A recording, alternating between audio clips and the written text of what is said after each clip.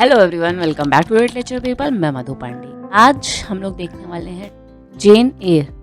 बहुत लोग इसको आयर बोलते हैं, बहुत लोग इसको एयर बोलते हैं, बहुत जगह प्रोनाउंसिएशन इसका ए है, आर साइलेंट है, तो अपने हिसाब से एडजस्ट कर लो। जिसको लिखा है शार्लोट ब्रॉन्टे ने। ये जो पब्लिश हुई थी तो शार्लोट ब्रॉन्टे के पेन नेम के अंडर पब्लिश हुई थी। जेन आयर जब पब्लिश हुई थी तब इसका नाम था जेन आयर एन ऑटोबायोग्राफी। ओके, तो फिर समरी शुरू करते हैं। इस स्टोरी में एक अनाथ लड़की है जिसका नाम है जेन, जो कि अपने आंट और कजिन्स के साथ रहती है जिनका नाम है the Reeds Gateshead Hall में। और जो उसकी सिचुएशन है अच्छी नहीं है, मतलब उसके साथ ये लोग अच्छा बिहेव नहीं करते। इसके अंकल की डेथ हो जाती है, जेन के अंकल की डेथ हो जाती है, तो उसके बाद जो उसकी आंट है उसके साथ अच्छा बिहेव नहीं करती। उसका जो बेटा है, मतलब जेन का जो कज़िन है, वो भी उसको परेशान करता है। ये सब चीज़ों से जब वो परेशान होकर कुछ बोलती है तब उसको रेड रूम में पनिश करने के लिए बंद कर देते हैं। उस रूम में उसके अंकल की डेथ हुई होती है, तो उसको लगता है कि उसके अंकल का जो घोस्ट है वो वहीं पे है। और उसके बाद इन लोगों को समझ में नहीं आता उसके साथ क्या करे, तो उसको वो लोग बोर्डिंग स्कूल में भेज देते हैं, जो कि अनाथों के लिए होता था, लोवुड इंस्टीट्यूट में। और ये इंस्टीट्यूट को जो चलाता है, जो उसका ओनर है, वो है ब्रोकलहर्स्ट, और वो कोई अच्छा आदमी नहीं है, वो हिपोक्रेट है। अच्छे से वो बिहेव नहीं करता वो लोगों के साथ। वहाँ पे पर जेन की एक फ्रेंड बनती है हेलन बर्न्स, और वहाँ पे एक टीचर होती है मिस टेम्पल, वो भी काफ़ी अच्छी होती है। उन लोगों के इन्फ्लुएंस की वजह से वो एक अच्छी स्टूडेंट बनती है और वो बहुत इंटेलिजेंट रहती है, तो चीज़ों को ग्रैप्स भी अच्छे से कर लेती है। वो फ्रेंच सीखती है, पियानो बजाना सीखती है, सिंगिंग सीखती है, ड्राइंग सीखती है। फिर वहाँ पे महामारी फैल जाती है, टाइफस, जिसमें हेलन की मौत हो जाती है कंजप्शन की वजह से।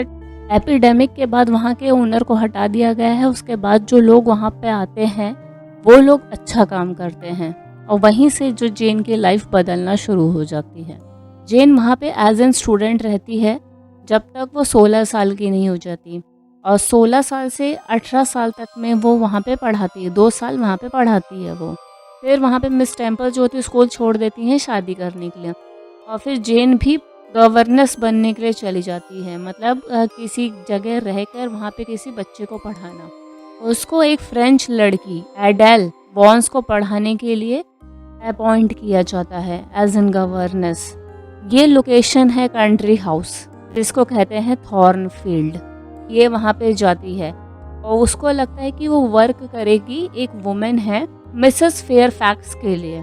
बट जो मिसेस फेयरफैक्स है वो सिर्फ हाउसकीपर है वहाँ की, बट जो ओनर है वहाँ के वो कोई मिस्टीरियस मिस्टर रॉचेस्टर हैं, और वो एडेल के गार्डियन हैं। अब ये एडेल के फादर हैं, कौन है ये सब चीज़ें नहीं पता, बट बस ये पता है कि वो एडेल के गार्डियन हैं। और वहाँ पे जिन को अजीब सी आवाज़ें आती हैं, वहाँ पे एक लॉक्ड रूम है, उसको हंसी की आवाज़ आती है, अजीब सी आवाज़ें आती हैं, और इनके यहाँ पे एक ग्रेस है, वो काम करती है। तो मतलब जो भी अनयूजुअल चीज़ होती है सारी वो ग्रेस पे ही डाल देते हैं कि ग्रेस ने कुछ किया होगा। अब इस टाइप से एक शाम जेन निकलती है वॉक करने के लिए। वहाँ पे वो एक मिस्टीरियस मैन से मिलती है। उस आदमी का घोड़ा स्लिप हो जाता है, वो गिर जाता है, और हाँ, यही मिस्टर रॉचेस्टर हैं। और मतलब जेन और रॉचेस्टर में कुछ एक ऐसे ही अलग से कनेक्शन हो जाता है, वो दोनों एक दूसरे में इंटरेस्टेड हो जाते हैं, और उसको लगता है कि वो क्रैगी है, मतलब उसका जो रफ बिहेवियर है, डार्क है, वो रफ लुकिंग है।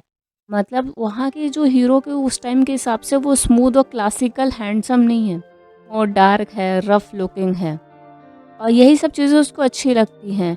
उसके रूड मैनर्स, मतलब उसको ये लगता है कि जो चापलूसी और फ्लैटरी करने से अच्छा ये रूड बिहेवियर ज़्यादा अच्छा है। और उसको मिस्टर रॉचेस्टर को जेन का अनयूजुअल स्ट्रेंथ अच्छा लगता है, उसकी स्पिरिट, मतलब उसका एक तरीके से उसका बिहेवियर अच्छा लगता है, और ज़्यादा गर्ली नहीं बनती, वो चीज़ उसको ज़्यादा अच्छी लगती है। एक शाम जेन देखती है कि रॉचेस्टर के कमरे में जो कर्टेन्स हैं उनमें आग लग गई है, और रॉचेस्टर सो रहा है, तो वो मतलब वो आग वक्त बुझाती है और वो उसको बचा लेती है। और इनके रूम में जो आग होती है उसका कारण भी ग्रेस को लगाते, बट फिर जेन ये सोचती है कि जब ऐसा सब है तो उसको ग्रेस को काम से निकाल क्यों नहीं देते? बट बात सीधी इतनी है नहीं। इन लोगों का जो कनेक्शन है वो दिन पे दिन बढ़ता जा रहा है। ये लोग एक दूसरे की कंपनी एंजॉय करते हैं, एक दूसरे से बात करते हैं, सब कुछ अच्छा चल रहा है। फिर रॉचेस्टर इनवाइट करते हैं इनके कुछ रिच फ्रेंड्स को, जिसमें एक लड़की भी है, इंग्रम। और जो रॉचेस्टर है वो जानबूझ के उस लड़की से फ्लर्ट करता है, क्योंकि वो जेन को जलाना चाहता है, वो उसको जेलस करना चाहता है। और वो एक तरीके से रूमर्स भी फैलाना चाहता है कि वो इंगेज्ड है इंग्रम से। बट ऐसा कुछ है नहीं, वो पसंद तो जेन को ही करता है। ये सब भगवान जेलस गेम है। और इनका जो अभी इनके यहाँ जब लोग आते थे रहने, ये नहीं कि आए और शाम को चले गए, तो रुकते थे कुछ दिन। तो उसी में एक आदमी आया, रिचर्ड मेसन। उससे ना थोड़ा जो रॉचेस्टर थोड़ा सा डरा हुआ रहता है, मतलब उससे थोड़ा अनकंफर्टेबल है। और जो मेसन है वो 3rd फ्लोर पे चला जाता है। वो पता नहीं कैसे उसको स्टैब हो गया, मतलब जैसे कुछ नुकीली चीज़ भोंक दी गई हो, उसके ऐसा काटा हुआ है, बिटन है, मतलब किसी ने उसको काट लिया है ऐसा लगता है। रॉचेस्टर जेन से कहता है वो रिचर्ड की मरहम पट्टी कर दे। मरहम पट्टी हो गई है और उसको लोगों को पता न चले, इस तरीके से वो उसका जाने का इंतज़ाम कर देता है। और इधर जेन को पता चलता है कि जो उसकी आंट है, जिसके साथ बुरा बिहेव करती थी, वो अब बहुत बीमार हैं और वो जेन के बारे में पूछ रही हैं, जेन से मिलना चाहती हैं। जेन सोचती है अब पुरानी चीज़ों को भूल जा और जाती है तो उससे मिलने, उसका मतलब ध्यान रखने जाती है। मरने से पहले इनकी आंटी ने जेन को एक लेटर दिया कि इनके कोई और एक अंकल थे, जॉन आयर, वो जेन को अडॉप्ट करना चाहते हैं और उसको अपना वारिस बनाना चाहते हैं। बट इनकी आंट रीड ने ये कहा कि जेन मर गई है। पर बाद में जेन उनको लेटर लिखती है, अपने अंकल को सब कुछ बताती है कि वो मरी नहीं है। जब वो जेन वापस आती है थॉर्नफील्ड में, तो वो जो लड़की और जो बाकी फ्रेंड्स है वो सब जा चुके हैं। और तब उसको मतलब समझ में आ जाता है जेन को कि वो मिस्टर रॉचेस्टर से कितनी वो अटैच है, मतलब कितना इफेक्ट है मिस्टर रॉचेस्टर का उस पर। और रॉचेस्टर भी भाई उसको परेशान करना बंद कर देता है और उसको शादी करने के लिए पूछता है जेन को, और वो हाँ कर देती है। सब कुछ अच्छा चल रहा है। बट अगर कहानी में इतनी जल्दी सब अच्छा हो जाएगा तो आगे कैसे कहानी बढ़ेगी। शादी का दिन है, रिचुअल्स हो रहे हैं, सारी रस्में हो रही हैं।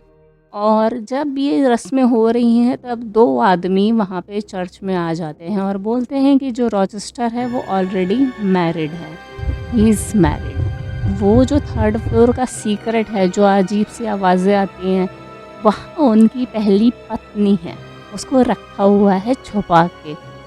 और मिसेस रॉचेस्टर का नाम है बर्था मेसन, वही जो रिचर्ड मेसन आए थे जिससे मिस्टर रॉचेस्टर अनकंफर्टेबल थे, वो इनकी बीवी के भाई थे। और वो जो है औरत, उसकी फर्स्ट वाइफ, वो मेंटल है, शी इज़ नॉट स्टेबल। और उसको ट्रिक किया गया था, रॉचेस्टर को ट्रिक किया गया था शादी करने के लिए 15 साल पहले। तो उसके पैसों के लिए रॉचेस्टर के बाप ने उसकी शादी करवा दी थी, उसकी वाइफ के पैसों के लिए। और ये नहीं बताया उसको कि बर्था की फैमिली में, उसकी वाइफ की जो फैमिली में पागलपन दौड़ता है, मतलब उसके पूर्वज वगैरह भी 1-2 लोग में मतलब ऐसे पागल रहे होंगे। वो उसके साथ ट्राई करता है रहने के लिए, बट वो रह नहीं पाता, वो उसको बहुत अलग लेवल पे परेशान करती थी। अब वो जो रूम जला था ना, उसने ही जलाया था, उसकी वाइफ ने ही, जो कर्टन्स में आग लगे थे। अब शादी हो गई थी, अब डाइवोर्स देना भी एक झंझट का काम था, तो वो अपना यूरोप घूमता रहता था, मतलब इधर उधर ट्रैवल करता रहता था, घर पे रहता ही नहीं था। और इसके विदाउट मैरिज कई सारे औरतों के साथ रिश्ते थे।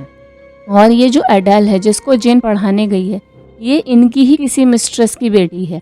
बट ये चीज़ कंफर्म नहीं है कि रॉचेस्टर की बेटी है।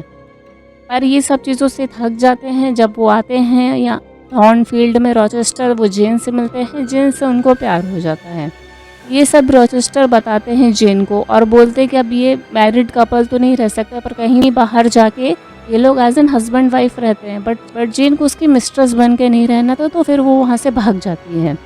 अब उसकी कंडीशन बहुत ख़राब है, उसके पास पैसे नहीं हैं। एक दिन उस स्टार्व होके भूख से वो गिर जाती है, उसको रेस्क्यू करते हैं कुछ लोग जो कि मूर हाउस में रहते थे।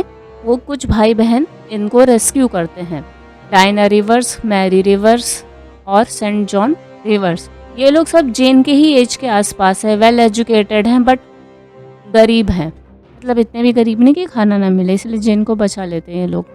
ये लोग जेन को बचाते हैं, उसके अच्छे से खातिरदारी करते हैं, उसके साथ बहुत अच्छे से रहते हैं। और जेन जो है वो अपना नाम जेन एयर से बदल के जेन एलियट कर लेती है कि जैसे कि रॉचेस्टर उसको ढूंढ ना पाए। जेन जो है वो पैसे कमाना चाहती है, इसी लोगों ने उसको रेस्क्यू किया है, तो जेन को तो वो ऐसे ही थोड़ी ना वहाँ पे रहेगी, उसको कुछ पैसे भी तो कमाने पड़ेंगे ना। सेंट जॉन उसके लिए जॉब देखता है स्कूल टीचर का, एक लड़कियों के लिए स्कूल में उसको पढ़ाने के लिए इंतज़ाम कर देता है। जेन वो गर्ल्स स्कूल में पढ़ाएगी।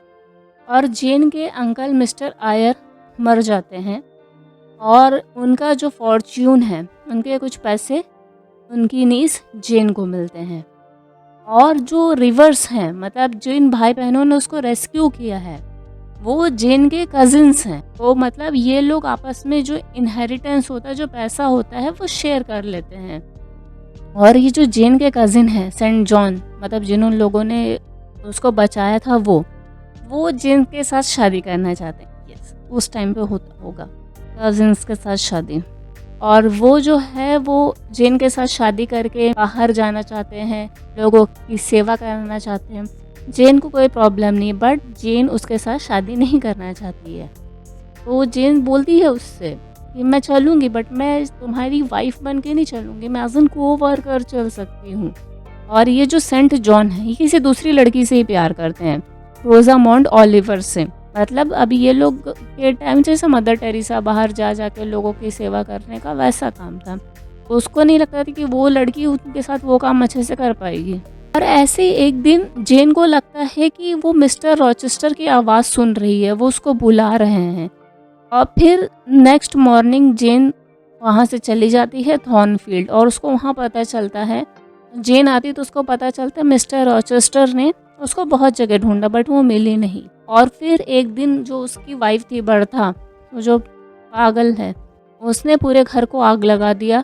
इसी तरह रॉचेस्टर ने सारे सर्वेंट को बचाया, उसको भी बचाना चाहते थे बट वो नहीं बची, कूद जाती है तो उसकी डेथ हो जाती है। उसने सुसाइड कर लिया। रॉचेस्टर की एक आंख और उसका एक हाथ वो चला गया, और जो दूसरी आंख बची उससे वो अंधे हो गए। जो जेन होती है वो रॉचेस्टर के साथ रहती है, मतलब उसकी देखभाल करने के लिए, बट वो चाहती है कि वो उसके साथ शादी करने के लिए बोले, और वो बोलता भी है। ये लोग शादी कर लेते हैं। थोड़े समय बाद उनकी एक आंख ठीक हो जाती है, मतलब एक तो जल गई थी, जो बची हुई आंख थी उससे उनको वापस से दिखने लगता है, तो वो ठीक हो जाते हैं।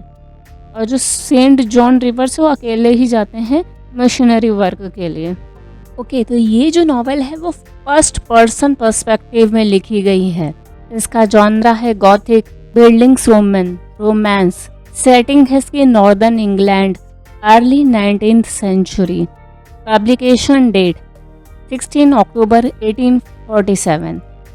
कैसा लगा वीडियो? जैसा भी लगा कमेंट करके बताओ। अच्छा लगा है तो लाइक करो, चैनल पे पहली बार हो और अभी तक चैनल सब्सक्राइब नहीं किया तो चैनल सब्सक्राइब करो, साथ ही साथ बेल आइकन प्रेस कर लो, तो जब भी मैं न्यू वीडियो डालूँ तो उसकी नोटिफिकेशन मिल जाए। ये रही मेरे इंस्टाग्राम की आईडी, यहाँ मुझे फॉलो कर सकते हो, तो जो भी डाउट रहेगा डायरेक्ट DM कर सकते हो। Thanks for watching, see you next time, bye bye.